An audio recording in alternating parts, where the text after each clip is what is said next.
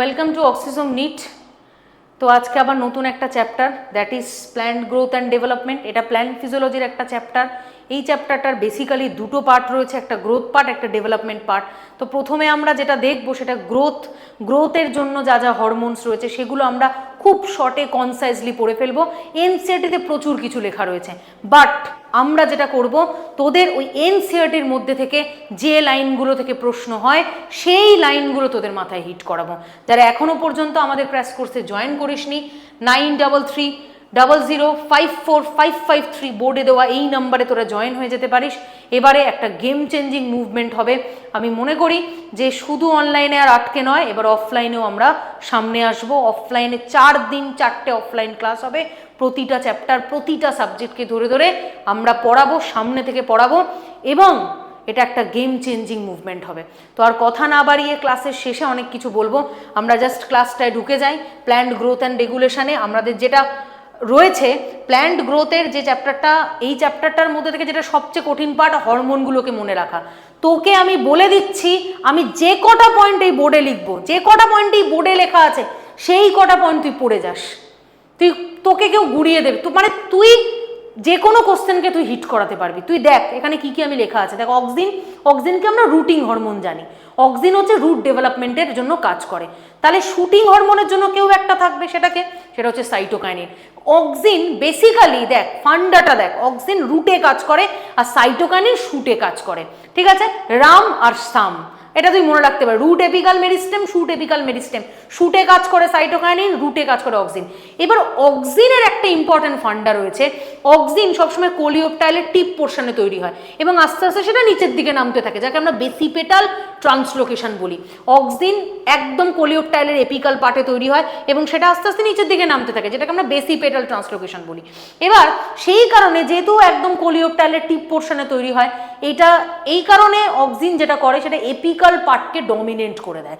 Apical part মানে যেটা একদম কোলিওপটাইলের এপিক্স পার্ট, সেটাই যেন উপরের দিকে বাড়তে থাকে, সেটাকে আমরা বলি এপিকাল ডমিনেন্স। তাহলে এপিকাল ডমিনেন্স করে দেয়, অ্যাকচুয়ালি এপিকাল ডমিনেন্স করে দেয়। সাইটোকাইনিন বলে যে না, শুধু এপিকাল ডমিনেন্স হলে কি করে হবে, তাহলে একটা গাছ সাইড ব্রাঞ্চেসে কি করে বাড়বে। তাহলে সাইড ব্রাঞ্চেসে বা ল্যাটারাল ব্রাঞ্চেস যদি বাড়াতে হয়, তাহলে যেটা করতে হবে, ওইখানে সাইটোকাইনিন গিয়ে কাজ করবে এবং ওভারকাম করবে এপিকাল ডমিনেন্স, যাতে প্ল্যান্ট শুধু উপরের দিকে নয়, প্ল্যান্ট যাতে সাইডেও বাড়তে পারে, সেই জন্য কাজ করবে কে? সাইটোকাইনিন। নেক্সট কি করছে দেখ, একজন করে সেল ইলংগেশন, তোর মনে থাকবে একজন করে সেল ইলংগেট করছে, সেলটাকে জাস্ট ইলংগেট করছে, সেটা করে কে? সেটা করে অক্সিন। তাহলে সাইটোকাইনিনের কাজ কি? সাইটোকাইনিন একটা কাজ করে, সেটা হচ্ছে একটা থেকে দুটো সেল তৈরি করে, তার মানে কি সেলকে ডিভিশন করে। সাইটোকাইনিন সেলকে ডিভিশন করে। অক্সিন কাজ কি? অক্সিন হচ্ছে পার্থেনোকার্পিকে প্রমোট করে, সিডলেস ফ্রুট তৈরি করে, যেটাকে আমরা পার্থেনোকার্পি ফ্রুট বলি। সিডলেস ফ্রুট তৈরি করে। আর সাইটোকাইনিন কি করে? সাইটোকাইনিন ওভারঅল একটা মরফোলজিক্যাল চেঞ্জ করে, ফ্লাওয়ারিং টাইম চেঞ্জ করে, ওভারঅল একটা ফিজিওলজিক্যাল চেঞ্জ করে, সেটা হচ্ছে সাইটোকাইনিন করে। নেক্সট কি রয়েছে দেখ, দ্যাট ইজ অক্সিনের খুব ইম্পর্টেন্ট কাজ, এখান থেকে প্রশ্ন হয়, সেটা হচ্ছে prevent the premature leaf drop. Premature leaf drop মানে কি? মানে কোনো একটা পাতা যেটা নতুন তৈরি হয়েছে, তার ফটোসিনথেটিক এবিলিটি হাই, তাহলে সেটা যেন ঝরে না পড়ে যায়, অক্সিন সেখানে গিয়ে কাজ করে এবং তাকে বাঁচিয়ে দেয়। যারা ওল্ডার লিভ, যাদের একটু বয়স হয়ে গেছে, তাদেরকে বলে না তোমার এবার ঝরে পড়ার সময় এসে গেছে। তার মানে ওল্ডার লিফকে লিফ ড্রপের জন্য হেল্প করে, ওল্ডার লিফের ক্ষেত্রে লিফ ড্রপের জন্য হেল্প করে। আর যারা প্রিম্যাচিওর লিফ, তাদের স্লো ডাউন করে দেয়, তাদের লিফ ড্রপটাকে স্লো ডাউন করে দেয়। আর একটা কি কাজ সাইটোকাইনিনের? সাইটোকাইনিন হচ্ছে বেসিক্যালি অ্যাবসেশনকে স্লো করে দেয়। অ্যাবসেশন মানে কি? যেটা আমাদের একটা ন্যাচারাল, জাস্ট একটা ফিজিওলজিক্যাল প্রসেস, যেটা একদম ন্যাচারাল। এবার এই অ্যাবসেশন মানে যেটা বার্ধক্য বা বুড়িয়ে যাওয়া, এই যে জিনিসটা, এটাকে স্লো করে দেওয়াটাই বেটার, তাহলে সমস্ত কিছু ভালো থাকবে। তোদের কি দরকার এরকম, যাতে আমাদের বয়স না বাড়ে? এখন তো অনেক কিছু অ্যান্টি এজিং ক্রিম মানুষে ইউজ করছে যাতে এজিং না হয়। অ্যাকচুয়ালি এগুলো আমাদের ফিজিওলজিক্যাল এফেক্ট, কিচ্ছু করার নেই, এটা আমাদের জন্য কিচ্ছু উপায় নেই। আমাদের একটা টাইম পরে আমরা সবাই বৃদ্ধ হয়ে যাবো। ওই কারণে এটাই মোটিভেশন, ভালো করে শেখ, ভালো করে পড়, অনেক বড় হ। তো দেখ এখানে স্লো দ্য লিফ অ্যাবসেশন, লিফের অ্যাবসেশনকে স্লো ডাউন করে দেয়। তারপরেরটা কি রয়েছে দেখ, 3টে হরমোন রয়েছে, ABA, ইথিলিন আর GA। ABA কি? ABA হচ্ছে basically they are as a villain, তারা হচ্ছে ভিলেনের মতো আচরণ করে, তারা সমস্ত কিছু বন্ধ করে দেয়। তাহলে এবিএ হচ্ছে ভিলেন প্ল্যান্টের ক্ষেত্রে। তাহলে তার মানে এটা কি, this is the negative hormone, negative growth regulator. এবার ভিলেনরা কি সবসময় খারাপ কাজই করে? ভিলেনরা সবসময় কিন্তু অনেক সময় খারাপ কাজ করে না। অনেকে সিনেমা টিনেমাতে তোরা হয়তো দেখে থাকবি যে ভিলেন হিরোকে এসে মারছে, ঠিক আছে, হিরো আবার নায়িকাকে বাঁচাচ্ছে, ভিলেনের সাথে ফাইট করছে, এটা তোরা দেখে থাকবি। বাট এখানে এবিএ কিন্তু actually is looking as a villain, but they are actually the hero. তার মানে এবিএর কাজ কি, যখন একটা প্লান্ট স্ট্রেস কন্ডিশনে ভোগে, যখন একটা প্ল্যান্টের কাছে জল থাকে না, খাবার থাকে না, তখন একটা প্ল্যান্টের পক্ষে জার্মিনেশন করা বা একটা প্ল্যান্টের পক্ষে ফ্লাওয়ারিং করা বা একটা প্ল্যান্টের পক্ষে বৃদ্ধি পাওয়া, বেড়ে ওঠা, ইটস ভেরি ভেরি ডিফিকাল্ট। প্ল্যান্টটা মারাও যেতে পারে। তাহলে সেই কারণে সেইখানে এবিএ গিয়ে কাজ করে এবং প্ল্যান্টের প্রথমে যেটা করে, ও স্টোমাটাটাকে আগে বন্ধ করে দেয়, যেখান দিয়ে জল বেরিয়ে যেতে পারে। একে তো এনভায়রনমেন্টে ধর জল নেই, তাহলে সেই জায়গায় যদি আমি স্টোমাটাকে আগে বন্ধ না করি, তাহলে তো সব জল ওখান দিয়ে বেরিয়ে যাবে। তাহলে স্টোমাটাকে প্রাইমারিলি ক্লোজ করে। আর কি করে, রেট্রার্ট করে গ্রোথটাকে বন্ধ করে দেয়, কারণ নিউট্রিশন নেই। একটা প্ল্যান্ট খেতে পারছে না, তার কাছে খাবার নেই, নিউট্রিয়েন্ট মোবিলিটি কম, সেই টাইমে একটা প্ল্যান্টের গ্রোথ হওয়া ইম্পসিবল। তাহলে প্ল্যান্টের গ্রোথকে বন্ধ করে দেয়। আর কি করে, ইনহিবিট দ্য প্ল্যান্ট গ্রোথ বা রেট্রার্ট ইন দ্য স্ট্রেস কন্ডিশন। আরেকটা কাজ করে, একটা প্ল্যান্ট যখন মনে করে তার কাছে খাবার নেই, জল নেই, কোনো পর্যাপ্ত এনভায়রনমেন্ট নেই নিজেকে জার্মিনেট করার, তাহলে সেই টাইমে এবিএ গিয়ে কাজ করে এবং ডরম্যান্ট পিরিয়ডটাকে আরও বাড়িয়ে দেয়, যাতে একটা প্ল্যান্ট সুপ্তাবস্থায় থাকতে পারে। তার ডরম্যান্সি ব্রেক তখনই হবে যখন তার কাছে খাদ্য থাকবে, জল থাকবে। ঠিক আছে, নেক্সট আসবো ইথিলিন। ইথিলিন মানেই হচ্ছে gaseous hormone. Ethylene actually PGP আর পিজিআই, প্ল্যান্ট গ্রোথ রেগুলেটর আর প্ল্যান্ট গ্রোথ প্রমোটার, দুটো ক্যাটাগরিতে আমরা ইথিলিনকে ড্রপ করাতে পারি, দুটো ক্যাটাগরিতে ইথিলিনকে ফেলতে পারি। তার কারণ ইথিলিনের কিছু নেগেটিভ পয়েন্ট আছে, ইথিলিনের কিছু পজিটিভ পয়েন্ট আছে। ইথিলিনের নেগেটিভ পয়েন্টটাকে, ইথিলিন ইনহিবিট করে দেয় গ্রোথকে, ও প্রাইমারি গ্রোথকে আগে বন্ধ করে। এবং কি কি প্রমোট করে যেগুলো পজিটিভ পয়েন্ট, প্রথমত এপিনেস্টি করে, দ্বিতীয়ত কি করে, ফ্রুট রাইপেন করে, ফ্লাওয়ারিং করে এবং ব্রেক করে দেয়, ডরম্যান্সিকে ব্রেক করে দেয়, ব্রেক করে জার্মিনেশন করিয়ে দেয়। এই কটা হচ্ছে ওর পজিটিভ পয়েন্ট। তারপরে গ্রোথ, জিএর ক্ষেত্রে যেটা আমরা দেখতে পাই, মোটামুটি 100টার মতো, 100টার উপরেই ধর জিএ মোটামুটি ওয়েল ডিসকভার। এবার জিএকে যখন আমরা দেখি, জিএর কাজ হচ্ছে বেসিক্যালি খুব ভালো কাজ করে জিএ, খুব তাড়াতাড়ি রাইপেন করে দেয়, খুব তাড়াতাড়ি জার্মিনেট করিয়ে দেয়। এবং জিএ যেটা হয়, 100টা জিএর মধ্যে প্রথম যে কোশ্চেনটা দেয়, যে প্রথম যে জিএটা প্রথম আবিষ্কার হয়েছে সেটাকে, সেটা হচ্ছে GA3। এটা একটা ইন্ডিভিজুয়াল কোশ্চেন, এটা মনে রাখিস, এই লাইনটা মনে রাখিস। এবং এটা কাজ কি কি, জিএ হচ্ছে elongation of the fruitlet, delay the senescence. দেখ এখানে 4টে পয়েন্ট সাদা দিয়ে মার্কও করে দিয়েছি, এই 4টে পয়েন্ট মাথা থেকে বেরিয়ে গেলে হবে না, ঠিক আছে। Elongation of the fruitlet, delay the senescence, help the seed germination. ABA antagonistic to GA, মানে এবিএ জাস্ট জিএর অপোজিটে কাজ করে। এবিএ বন্ধ করে দেয় গ্রোথ, এবিএ বন্ধ করে দেয় জার্মিনেশন, জিএ সেখানে গ্রোথকে প্রমোট করে এবং জার্মিনেশনকেও প্রমোট করে, ডরমেন্সিকে ভেঙে দেয়। ঠিক আছে, তাহলে এই কটা আমরা দেখলাম। এবার যেটা আমরা ডাইরেক্ট ঢুকে যাব সেটা হচ্ছে প্রশ্নে। আমরা প্রশ্নটাতে ডাইরেক্ট ঢুকে যাব, প্রশ্নের মধ্যে আমরা ডাইরেক্ট ঢুকে যাব। প্রশ্নে কি কি রয়েছে আমরা একটু দেখে নিই। The exponential growth equations. একটা এক্সপোনেনশিয়াল গ্রোথ যখন আমরা দেখি, একটা এক্সপোনেনশিয়াল যখন আমরা গ্রোথ দেখি, সেটা কীরকম হয়, সেটা জাস্ট এরকম হয়, একটা অ্যাক্সিসে থাকে টাইম আর একটা অ্যাক্সিসে থাকে নাম্বার অফ সেলস। তাহলে এটা একটা ব্যাকটেরিয়ার ক্ষেত্রে যদি এটা একটা এক্সপোনেনশিয়াল গ্রোথ হয়, তার টোটাল 4টে ফেজ থাকে। প্রথমের দিকে ব্যাকটেরিয়াগুলো খুব অল্প বাড়তে থাকে, তারপর হুড়হুড় করে বাড়ে, তারপর একটা টাইম পর স্টেবল হয়ে যায়, তারপর একটা টাইম পরে গিয়ে ডিক্লাইন হতে থাকে। তাই যেখানটায় খুব অল্প বাড়ছে সেই ফেজটাকে আমরা কি বলছি, সেই ফেজটাকে আমরা ল্যাগ ফেজ বলছি। যেখানে এক্সপোনেনশিয়ালি বাড়ছে সেই ফেজটাকে আমরা লগ ফেজ বলছি। যেখানে গিয়ে স্টেবল হয়ে যাচ্ছে, মানে যেখানে অ্যাকচুয়ালি নতুন ব্যাকটেরিয়া আর পুরনো ব্যাকটেরিয়া বার্থ এবং ডেথ রেট দুটো সেম হয়ে যাচ্ছে, সেটা স্টেবল বলছি। এবং একটা টাইম পরে গিয়ে সেটা ডিক্লাইন হয়ে যাচ্ছে, মরে যাচ্ছে ব্যাকটেরিয়াল সেল। এটার ইকুয়েশনটা কি, NT equals to N0 e⁻RT। এই NTটা হচ্ছে final population, this is the final population. N0টা কি, N0 হচ্ছে this is initial population, this is initial population. E কি, ই হচ্ছে বেস অফ লগ, মানে বেসিক অফ লগ বা লগ বলতে পারিস। আর কি, আর হচ্ছে গ্রোথ রেট, আর টি হচ্ছে টাইম। মানে গ্রোথ পার ইউনিট টাইম। এই আরটি যেটা লেখা হয় অ্যাকচুয়ালি আলাদা করে আরটি যেটা লেখা হয় সেটা হচ্ছে গ্রোথ পার ইউনিট টাইম। ঠিক হ্যাঁ, তাহলে এখানে কি বলেছে এখানে কি, এখানে জাস্ট জানতে চেয়েছে খুব সহজ একটা জিনিস, সেটা হচ্ছে এখানে কি কি হচ্ছে এখানে the base of natural logarithm, the base of natural logarithm সেটাকে বলে।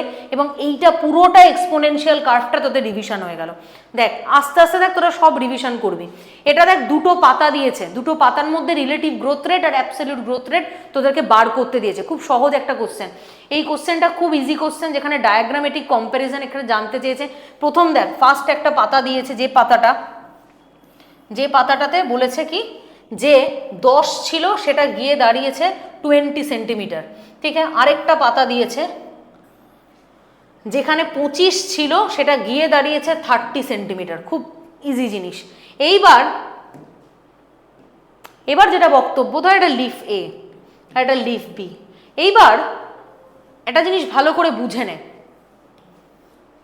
অ্যাবসলিউট গ্রোথ রেট কাকে বলে? যখন আমরা ফাইনালের থেকে ইনিশিয়ালকে মাইনাস করি তাকে আমরা কি বলি? Absolute growth rate. আর রিলেটিভ গ্রোথ রেটটা কি? রিলেটিভ গ্রোথ রেট হচ্ছে final minus initial, final minus initial divided by initial into 100 যদি আমি করি তাহলে সেটা রিলেটিভ গ্রোথ রেট হয়। তাহলে দুজনের ক্ষেত্রে আমরা সেটা বার করে নিই। যেটা absolute growth rate final minus initial মানে 20 মাইনাস 10 মানে হচ্ছে 10।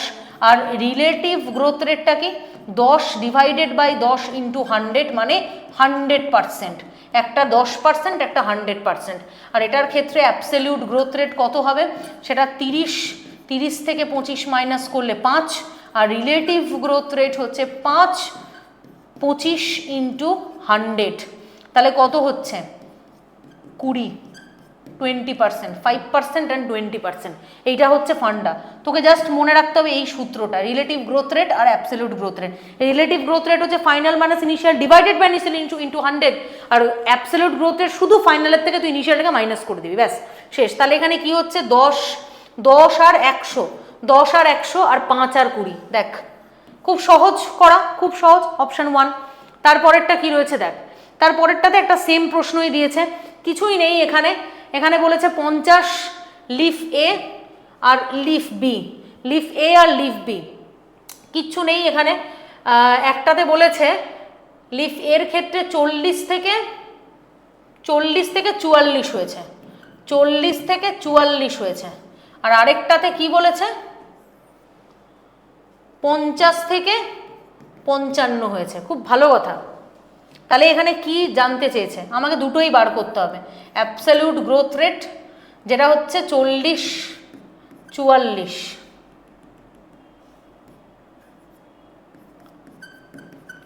মাইনাস 40 মানে হচ্ছে 4। আর relative growth rate 4 divided by 40 into 100 10%। আর এটার ক্ষেত্রে 55 মাইনাস 50 অ্যাবসলিউট গ্রোথ রেট মানে 5 আর রিলেটিভ গ্রোথ রেট 5 50 ইন্টু 100 মানে 10। এই হচ্ছে অপশান। তার মানে এখানে কি অ্যাবসলিউট গ্রোথ রেট এখানে কি absolute and relative growth rate দুটো তো অ্যাকচুয়ালি ডিফারেন্ট।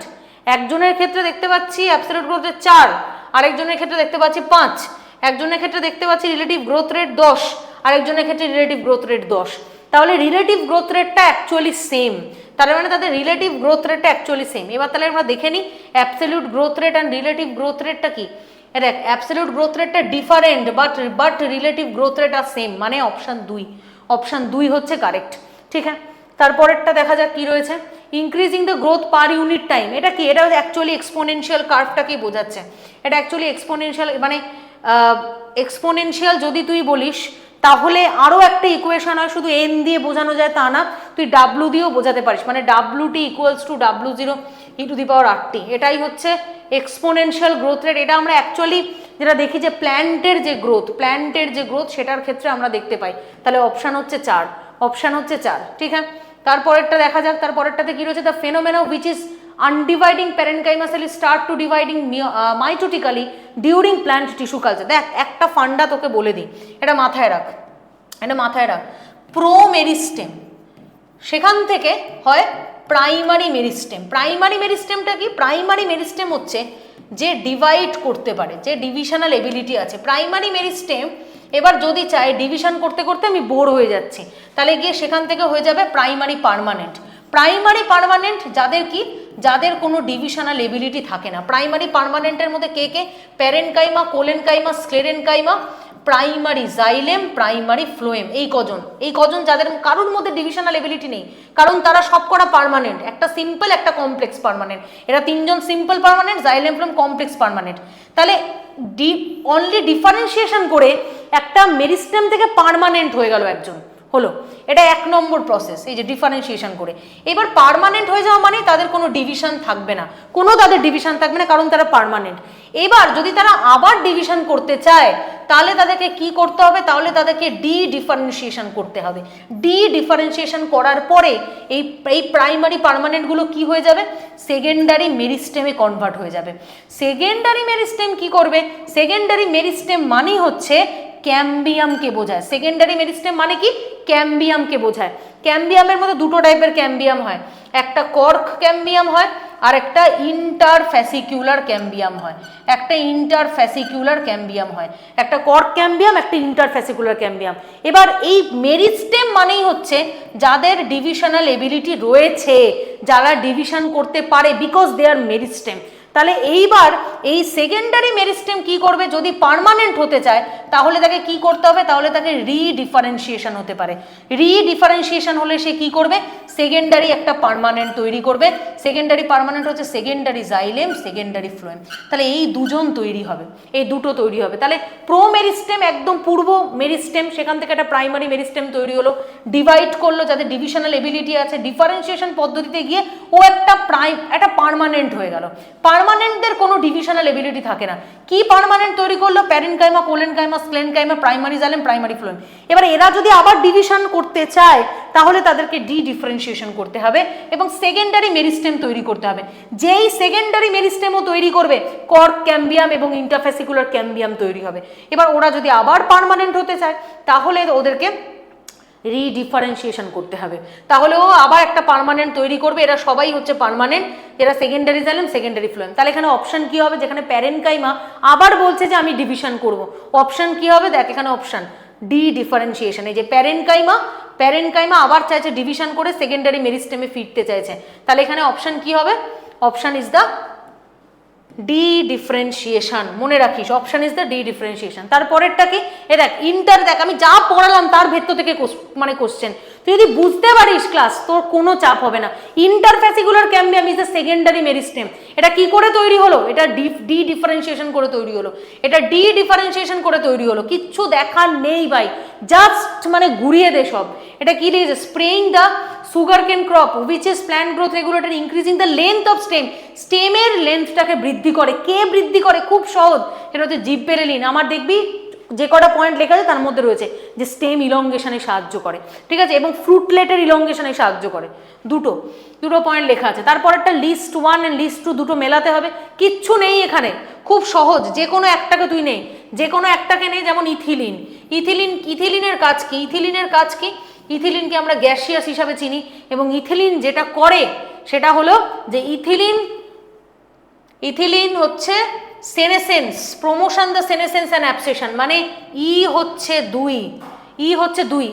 তুই পেয়ে গেলি। 2 কোথায় রয়েছে? দেখ ভালো করে A option, B, C, D কোথায় রয়েছে? দেখ A2 ইথিলিন এতে রয়েছে তার মানে অপশন 2 এর পরে আর কিচ্ছু নেই।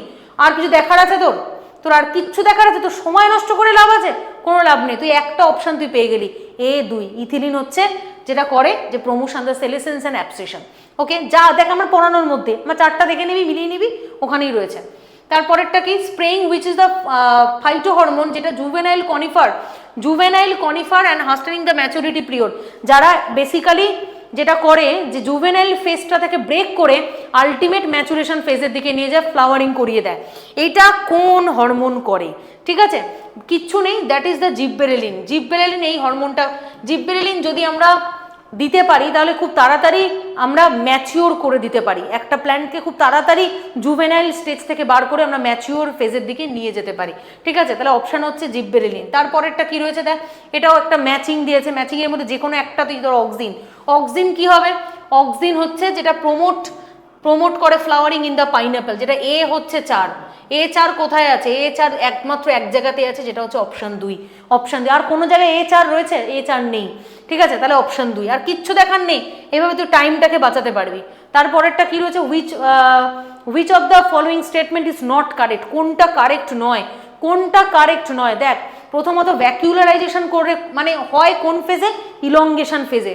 মনে রাখবি 3টে ফেজ হয়, একটা মেরিস্টেমেটিক ফেজ, একটা ইলংগেশন ফেজ, একটা ম্যাচুরেশন ফেজ, এবং যেখানে ভ্যাকুলারাইজেশন হয় সেটা হচ্ছে ইলংগেশন ফেজে হয়, যার জন্য সেলটা সাইজে একটু বড় হয়ে যায়। সেলটা সাইজে বড় যে ভ্যাকিউলস তৈরি হয়, যার জন্য প্রচুর পরিমাণে আয়নিক কনসেন্ট্রেশন বেড়ে যায় এবং সেকেন্ডারি সেল ওয়াল ফর্মেশন হয় একটা সেলকে রেজিস্ট করার জন্য। ঠিক আছে, তা এটা তো মানে ট্রু অপশন, এটা কারেক্ট।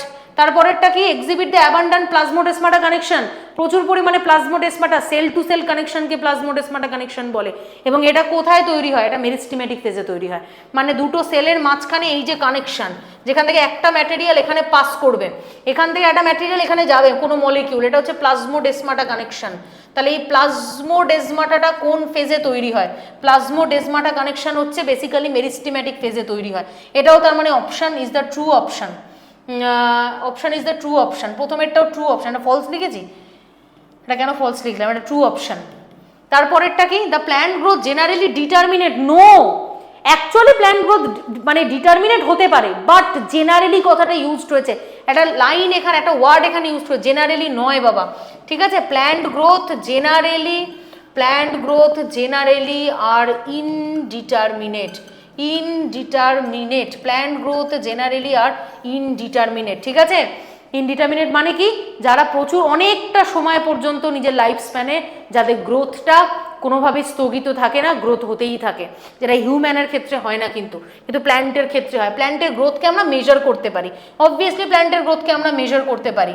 তাহলে এটা আমাদের ফলস অপশন, এটাই হচ্ছে আমাদের আনসার, কারণ এখানে নট কারেক্ট বলেছে বা ইনকারেক্ট তোকে জানতে চেয়েছে, তাহলে এটা ভুল দিয়েছে, আর এটা হচ্ছে ট্রু অপশন।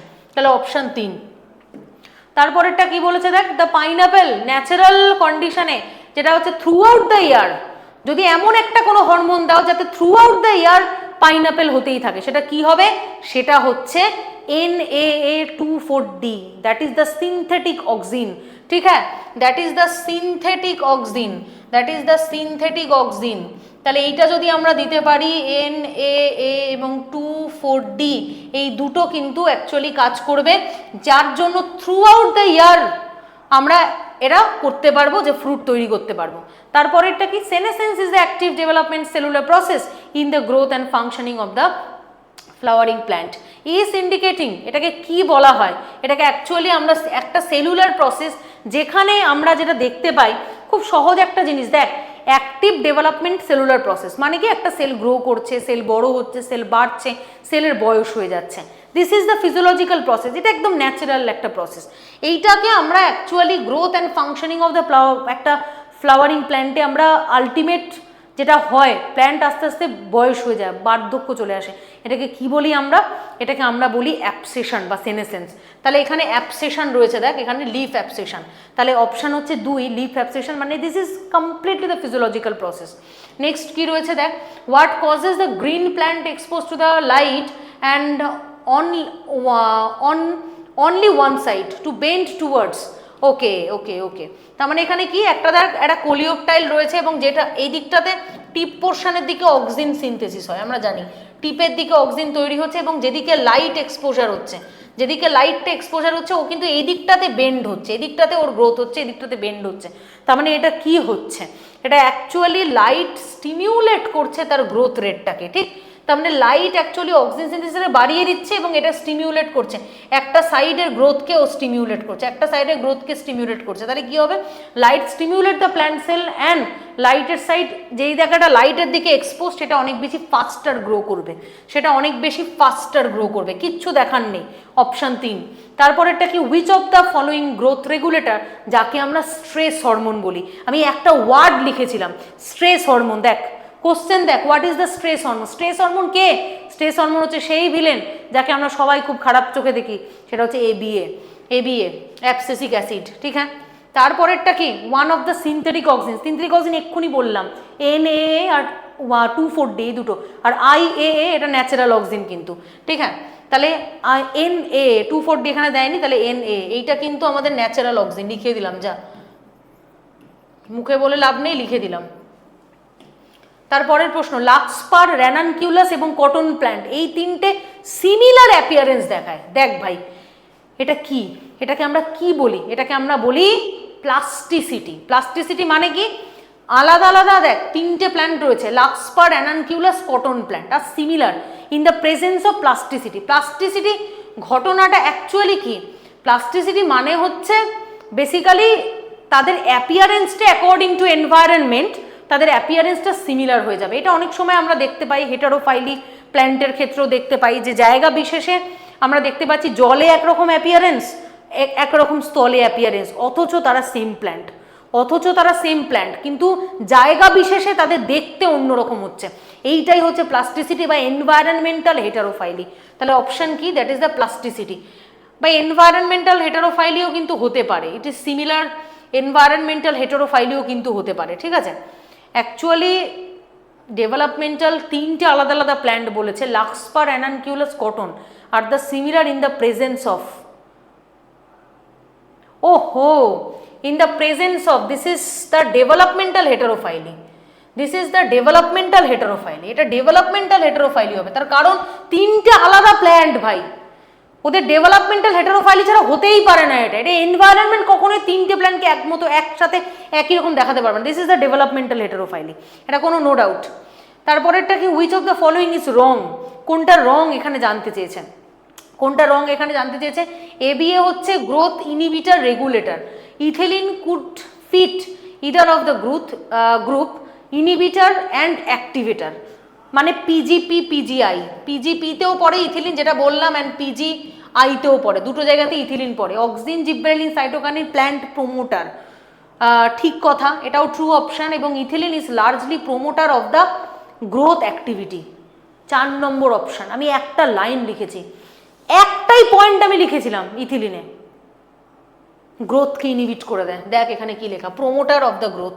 তাহলে obviously this is the false statement, এটা ভুল এবং এটা রং স্টেটমেন্ট। তাহলে অপশন 4, কিচ্ছু দেখার নেই, একদম কিছু দেখার নেই, যা পড়াচ্ছি মাথায় রাখতে পারলে তুই ওখানে গিয়ে খেলে আসবি ভাই। ঠিক আছে, তারপরেরটা কি দিয়েছে দেখ, ইথিলিনের একটা মানে দিয়ে দিয়েছে, কেমিক্যাল ফর্মুলা দিয়ে দিয়েছে C2H4 ইথিলিন, এটা ডেরিভেটিভ, যেটা কি actually this is the gaseous hormone. এটা বহুবার একটা PYQ এর একটা কোশ্চেন, এবং এটা এবছরের জন্য খুব ইম্পর্টেন্ট, এটা ওয়ান শট, বাট এটা এবছরের জন্য ইম্পর্টেন্ট। তারপরেরটা কি, GA, যেটা ফার্স্ট, এটা এবছরের জন্য ইম্পর্টেন্ট। কোন GA এটা প্রথম, যেটা হচ্ছে GA3, যেটা ফার্স্ট ডিসকভার্ড হয়েছে। আমি একটা লাইন লিখেছিলাম যে কোন GA-টা প্রথম ডিসকভার্ড হয়েছে, GA3। 100টা GA তৈরি হয়, 100টা GA এখনো পর্যন্ত, 100টার উপরে GA এখনো পর্যন্ত ওয়েল ডিসকভার্ড, বাট GA3 1 বা 2 নয়, 1 বা 2 নয়, GA3 এটা ফার্স্ট ডিসকভার্ড হয়েছে, ঠিক আছে। তারপরেরটা কি বলেছে, ABA, একটা লাইন লেখা দেখ বোর্ডে তুই দেখ কি লেখা রয়েছে। ABA act as antagonistic, ABA কার অপোজিটে কাজ করে, ABA G এর অপোজিটে কাজ করে, এগুলো মাথায় রাখ। ABA কার অপোজিটে কাজ করে, ABA হচ্ছে G এর অপোজিটে কাজ করে, জিব্বেরেলিক অ্যাসিডের অপোজিটে কাজ করে। তারপরেরটা, এখানে প্রতিটা জিনিস একটু ছোট করে লেখা আছে, তোরা যদি চাস এটা দেখতেও পারিস, কোনো অসুবিধা নেই। কিন্তু আমি মনে করি স্টাডি ম্যাটেরিয়ালস এরকমভাবে না ডেলিভার করে, এটা অ্যাকচুয়ালি আমার ক্লাসের ছিল, তো এটা তোরা ফলো করতে পারিস, কোনো অসুবিধা নেই। বাট যদি এইটাকে ম্যাক্সিমাম টাইম ফলো করিস, এই যে দুটো চার্ট আমি করে দিয়েছি, এই যে 3টে, দেখ যা প্রশ্ন, এমনিতে আমি যাতে এখানে প্রশ্ন করলাম, তুই নিজে বাড়িতে দেখ, তুই র্যান্ডম প্রশ্ন দেখ, তুই যদি না পাস তাহলে তুই আমাকে বলবি, তুই বাড়িতেও দেখ, তুই PYQ ঘাট দেখ, এই প্রশ্ন, ঠিক আছে, সেম সেম সেম কনসেপ্ট থেকে বারবার ঘুরিয়ে ঘুরিয়ে প্রশ্ন। এগুলো মনে রাখতে হবে ভাই, এগুলো যে করে হোক মাথায় হিট করা, কিচ্ছু করার নেই। পুরো NCERT তুই মাথায় রাখা, যাদের হয়ে গেছে প্রিপারেশন তাদের হয়ে গেছে, যারা পারছে না এগুলো মনে রাখ, খেলা ঘুরে যাবে, ঠিক আছে। তাহলে এই তিনটে আর এইটা, তাহলে this is all about the planned growth and development. আমি কি কি বললাম না, আমি সব বললাম। আমি এক্সপোনেনশিয়াল গ্রোথ কার্ভ বললাম, রিলেটিভ বললাম, অ্যাবসলিউট বললাম, হেটারোফাইলি বললাম, অল হরমোন পড়িয়ে দিলাম। চ্যাপ্টারটা আর কিছু আছে? ও আরেকটা জিনিস বললাম, ডিফারেন্সিয়েশন, রিডিফারেন্সিয়েশন, ডিফারেন্সিয়েশন, ডিডিফারেন্সিয়েশন, রিডিফারেন্সিয়েশন, সেটাও পড়িয়ে দিলাম। আর কিছু আছে চ্যাপ্টারটায়? একটা চ্যাপ্টারকে কি 15 মিনিটে রিভিশন করা যায় না? চাইলেই যায়, চাইলেই যায়, যদি কনসেপ্টটা যদি কনসাইজ ওয়েতে ভাবা যায় তাহলে চাইলেই যায়। তাহলে যেটা তোর আজকের যে কাজ, তোরা যদি এখনো এটা না করে থাকিস তাহলে খুব খারাপ, খুব খারাপ। যেটা আজকে রিয়েলিটি চেক, যেটা আমি বলবো তোদেরকে, সেটা হচ্ছে একটা চ্যাপ্টারকে তুই কি 10 মিনিটে রিভিশন করতে পারছিস? তুই কি 10 মিনিটের মধ্যে একটা চ্যাপ্টারকে ছোট করে রিভিশন করতে পারছিস?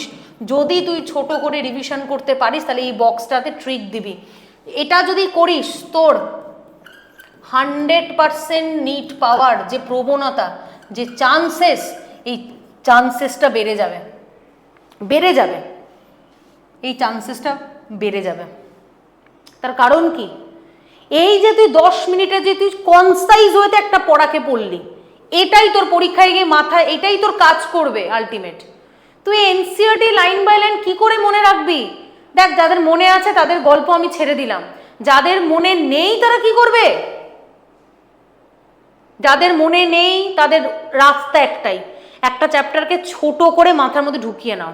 যার জন্য এই ক্লাসগুলো করানো হচ্ছে, যার জন্য এই ক্লাসগুলো করানো হচ্ছে। এবং এই ক্লাসগুলোতে আমরা প্রতিটা চ্যাপ্টার, তুই দেখ, ফটোসিনথেসিস, রেসপিরেশন, সমস্ত কিছু আমি যা যা পড়াবো এই 1 ঘন্টার মধ্যে পড়াবো, উইথ কোশ্চেন সলভ করাবো। তো এইটা হচ্ছে আজকে রিয়েলিটি চেক। যদি এটা যার এটা পজিটিভ, সে তার নিট পাওয়ার চান্স 100%। আর যে ভাবছে এখনও করতে পারছি না, ট্রাই করো 2 মাস, 2 মাস ট্রাই করো, একটা চ্যাপ্টারকে গল্পের মতো ছোট করে মাথায় ঢোকা, তাহলে দেখবি ওখানে গিয়ে খেলা ঘুরবেই, তোকে কেউ আটকাতে পারবে না। তুই এটা বোঝ, তোকে কেউ আটকাতে পারবে না। তুই ওখানে গিয়ে তুই নিজের বেস্ট শট খেলে আসতে পারবি, যদি তোর চ্যাপ্টারটা পুরো গল্পটা ছবির মতো মাথায় থাকে, যে এই সেট আমার মাথায়, এই খেলাটা ঘোরানোর চেষ্টা কর। তো দ্যাটস ইট, আজকে এই পর্যন্তই। আমাদের এই চ্যাপ্টারটা ফিনিশড, আমাদের হয়ে গেল এই চ্যাপ্টারটা। পরের দিন আমরা আবার একটা নতুন চ্যাপ্টার নিয়ে আসবো। যারা ক্র্যাশ কোর্সে জয়েন হতে চাস, আমি আবারও বলছি, আমাদেরকে খোঁজা অতটাও চাপেন না। এই যে নাম্বারটা 9300054553 নাম্বারে কল করে জয়েন হয়ে যাস। আর দেরি করে লাভ নেই, লাস্ট 2 মাস আমরা সবার চেষ্টা করব তাদের লক্ষ্যে পৌঁছে দেওয়ার। আমরা লড়বো, তোরাও লড় আমাদের সাথে, এবং নিজে চোখ মেলে দেখবি মেডিকেল কলেজে দাঁড়িয়ে আছিস। That is the motivation. চল, থ্যাংক ইউ।